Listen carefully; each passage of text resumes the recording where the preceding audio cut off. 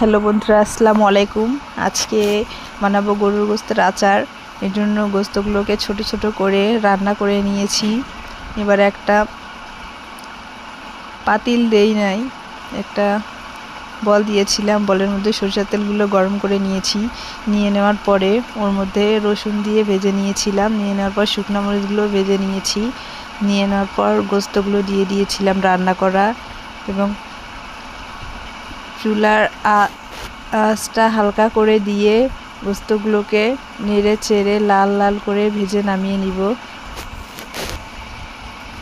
এই আচারটা খিচুড়ির সাথে বা গরম ভাতের সাথে খেতে অনেক মজা লাগে। আমার আচার বানানো হয়ে গেছে। আপনারা চাইলে এভাবে বাসায় রান্না করতে পারেন আচারটা। আমার ভিডিওটা ভালো লাগলে আমার চ্যানেলটাকে সাবস্ক্রাইব করে পাশে থাকবেন।